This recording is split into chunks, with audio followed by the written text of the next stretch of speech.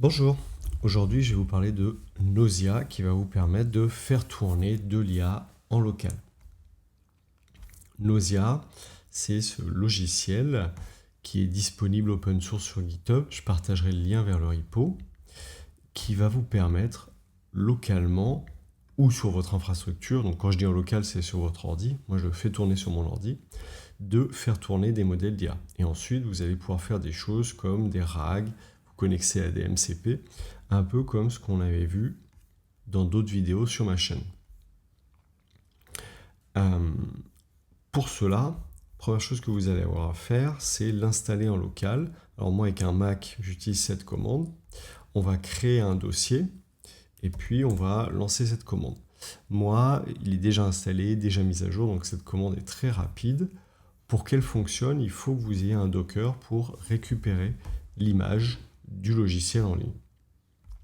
Une fois qu'on a ça, il faudra faire la commande docker compose up. Moi, je l'ai déjà fait. Et le logiciel tourne déjà. Donc, Nausea, ça se présente comme ça. Qu'est-ce qu'on va pouvoir faire? Premier exemple, on va pouvoir voir le MCP. Alors moi, j'ai setupé le MCP DataGouv. On l'avait vu dans une autre vidéo de ma chaîne. On peut réessayer ici. Can you access the MCP from DataGouv? Ok. On va le laisser tourner. Là, concrètement, il est vraiment en train de tourner sur mon ordi. Et moi, qu'est-ce que j'utilise? J'utilise la version, le modèle Granite. C'est un modèle d'IBM qui est vraiment tout petit, parce que moi, j'ai pas un ordi super puissant. Alors, il n'est pas incroyable, mais ça permet de faire des premières choses. Et là, ça tourne sur mon ordi.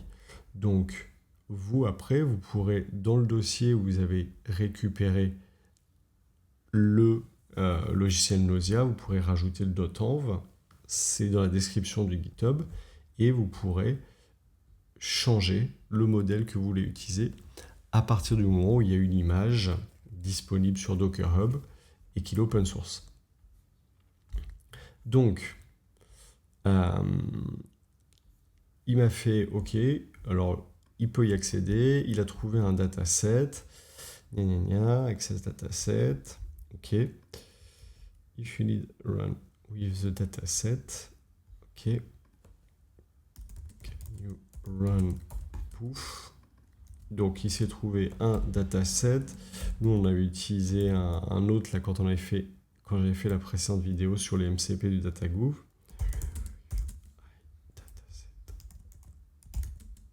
Ok. Bon, là il va tourner. On va voir ce qu'il nous donne. Moi c'est un tout petit modèle. Alors il n'est pas forcément toujours très fort, très intelligent. Quand nous on l'avait fait avec DataGouv, on avait utilisé Mistral, ça tournait bien.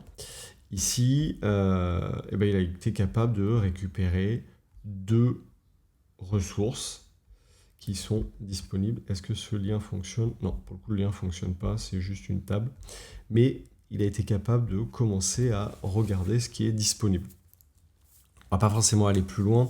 L'idée, c'est de vous montrer que vous pouvez utiliser des MCP en utilisant un modèle. Je ne sais pas si ce modèle serait suffisamment intelligent pour faire des analyses intéressantes sur le MCP, mais c'est à tester. On va tester autre chose. Ah, il n'a pas l'air de vouloir. Alors, je vais juste... Hop. Pouf. Donc, ici, j'ai mis un ticket de caisse.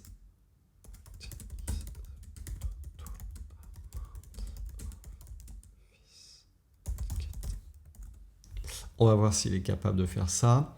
Ce que j'ai fait, c'est que c'est un petit ticket de caisse. Je l'avais utilisé dans une autre vidéo, juste de titre de transport. Donc, l'idée, c'est de voir si lui, il est capable d'analyser ce qu'il y a sur ce ticket de caisse.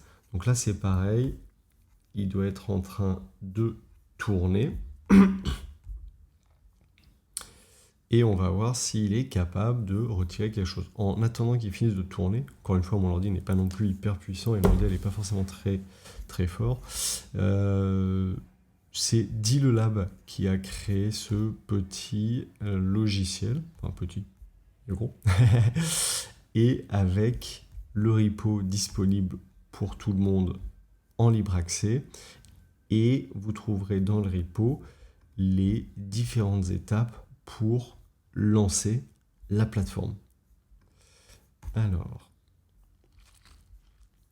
ça tourne, je ne sais pas si on arrivera à avoir quelque chose avec ce modèle.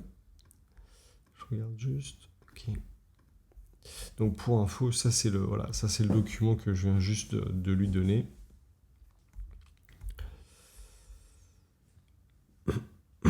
Bon, pas certain qu'il y arrive.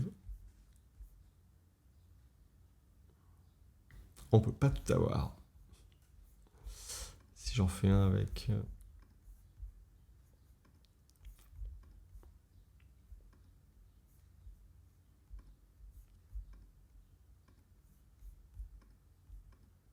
Ah si, ça y est. Ça a pris vraiment du temps, mais il a fini par s'en sortir. Donc ici, le modèle en local, donc encore une fois ça tourne sur mon ordi, a réussi à extraire les informations du document et à me les restituer.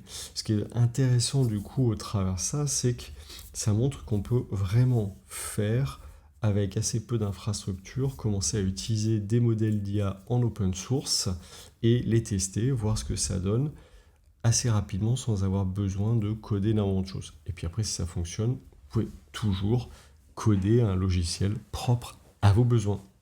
J'espère que ça vous a plu. Continuez de me suivre sur Cocoricodo et à bientôt.